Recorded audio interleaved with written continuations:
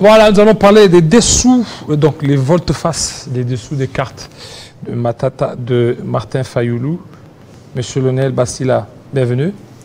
Merci beaucoup pour l'invitation, Voilà. qui est la commodité de l'arme réelle, du courage, consciencieux, pragmatique, vous embrasse. Donc le président Martin Fayoulou est trop serein.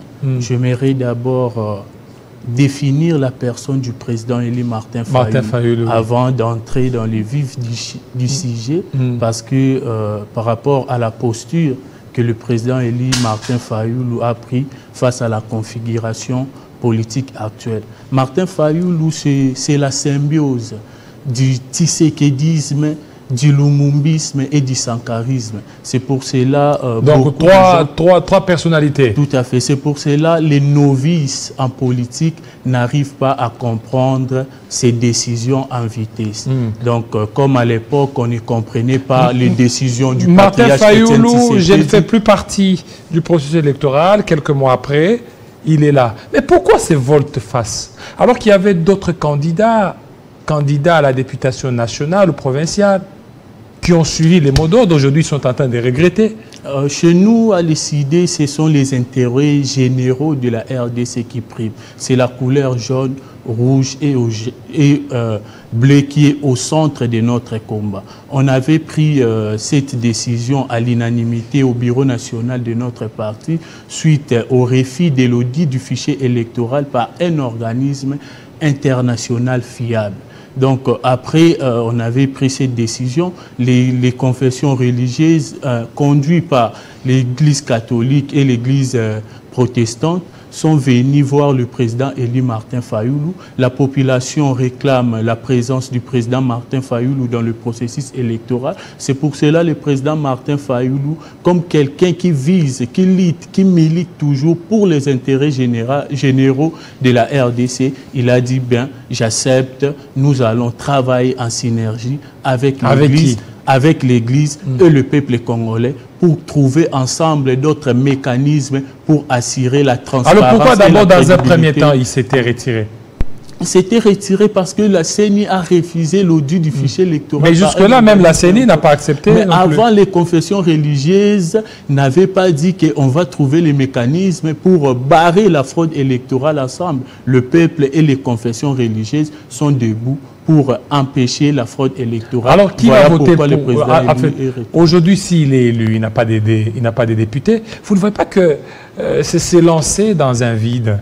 Moi, je trouve ça vraiment incohérent parce que le problème de la RDC, c'est le leadership à la tête du pays. Moi, je suis un internationaliste. Nous avons vu en Chine, ce n'était pas question de député, c'était question d'un homme, Mao, qui s'était levé. Aujourd'hui, la Chine, c'est une grande puissance. En Inde, ce n'était pas question de député, de ministre, c'était un homme, Gandhi, qui s'était levé. Et aujourd'hui, l'Inde, c'est un pays émergent. Et aujourd'hui, en RDC, le président élu Martin Fayoulou s'est levé pour mener un combat qui va sortir notre pays dans les pétrés qui se trouvent. Vous voyez comment le système sociétal actuel est en train de détruire notre pays. Vous voyez comment la jeunesse est en train de détruire. Nous voyons les dirigeants qui sont en train de détourner les deniers publics. Nous voyons les dirigeants qui sont en train de se livrer dans des stades. Ils sont en train de détruire la jeunesse. Aujourd'hui, je vois mon jeune frère Kaba, ma petite sœur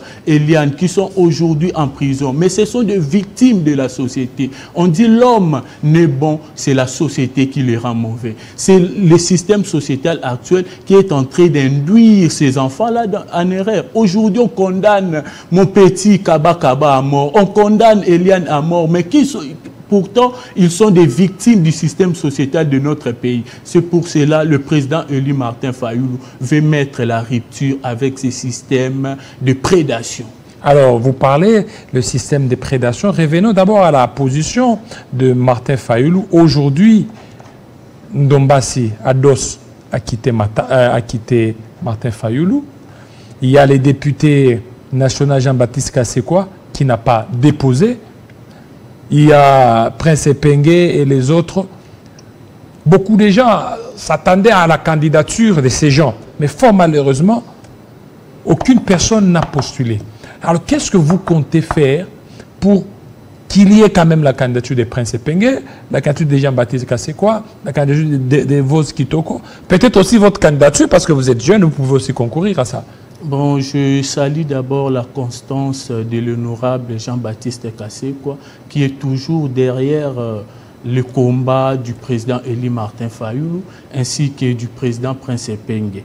Monsieur Kilolo, vous savez, la révolution, il y a des gens qui prennent la révolution par opportunisme, sans conviction. C'est pour cela, à chaque accélération de notre part, il y a des gens qui vont tomber. Mais nous n'allons pas les ramasser parce qu'ils ne sont pas des révolutionnaires. Ceux qui sont tombés, sont tombés. Nous continuons dans ces combats. Prince Epenge, Jean-Baptiste Kasekwa, moi-même, j'étais candidat à l'élection provinciale au niveau de la commune de Kalam. Mais ma candidature, être député, si aujourd'hui je suis député provincial, est-ce que c'est ça les changements que je cherche? Nous ne militons pas pour devenir des ministres, pour devenir des députés, mais nous militons pour le vrai changement, pour que le peuple congolais puisse mener une vie paisible. Ce n'est pas si je deviens député que les changements... Est-ce que ce n'est pas l'inconstance, tout ça, de Fayulu Martin? Il est inconstant, tantôt il veut ça, tantôt il ne veut pas ça. Ça risque de peser lourd sur la balance lors des élections. Vous savez, actuellement, vous pouvez me citer un politicien plus constant que le président Martin Fayulu. L'inconstance, c'est parce qu'il a... C'est par rapport à ses décisions. Beaucoup de gens ont applaudi quand il a pris la décision de ne pas participer au processus. Et tout d'un coup, on l'a vu, il va déposer, si pas aujourd'hui, demain après-demain. Mais est-ce que le président Martin Fayulu dépose sa candidature de son propre gré ou de sa propre volonté? Non, mais c'est la population. Vous n'avez pas... Mais on n'a pas vu cette population. Regardez, pour Denis Mukwege, on a vu beaucoup de mamans qui sont mobilisés, qui ont cotisé pour déposer sa candidature. Vous n'avez pas vu la jeunesse faire des sittings devant Faden House pour réclamer la candidature? Tout à fait, la jeunesse faire des sittings devant Faden House. Mais pourquoi il n'avait pas consulté cette jeunesse avant qu'il réclame la candidature du président Martin Fayulu? Au niveau du Kassai, il y a des jeunes qui se sont levés pour réclamer la candidature du président élu Martin Fayulu. Dans la diaspora, n'en parlons pas. Dans toutes les provinces de la RDC, on réclame la candidature du président Martin Fayulu parce que c'est lui l'homme de la situation. Est-ce que vous n'avez pas été approché par certains caciques du pouvoir pour que Martin Fayulu puisse postuler et que Martin Fayulu puisse faire les contrepoids dans l'espace Bandundu, parce que c'est ce qui se raconte au niveau des réseaux sociaux presque pas? Non, là, on cherche à salir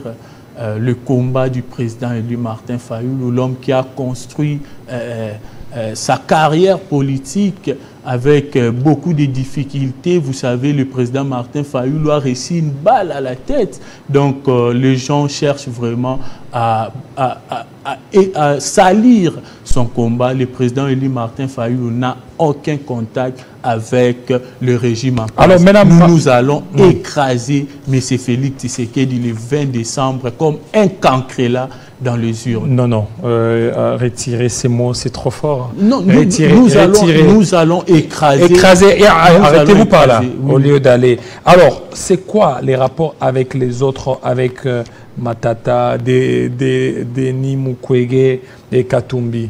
Bon, nous sommes en train de militer ensemble. Le président Moïse Katumbi, il est en train de marcher de sa manière et Delis Sanga Mukwege, nous aussi, nous avons notre vision qui est de libérer la RDC. Et donc voilà, alors, on n'a aucun problème avec eux. On sait bien, ici au Congo, vous n'allez pas réussir seul. Il faut qu'il y ait des alliances. Même le président actuel a fait alliance avec l'UNC. Alors, Matata, plutôt Fayulu, ne compte pas faire alliance avec quelqu'un de l'opposition? Eh ben, nous savons bien faire des alliances, ce n'est pas mauvais, mais pour battre Félix Tshisekedi, ça n'exige pas nécessairement de faire des alliances, parce que vous voyez... Mais vous avez des voix éparpillées par-ci par-là, l'opposition.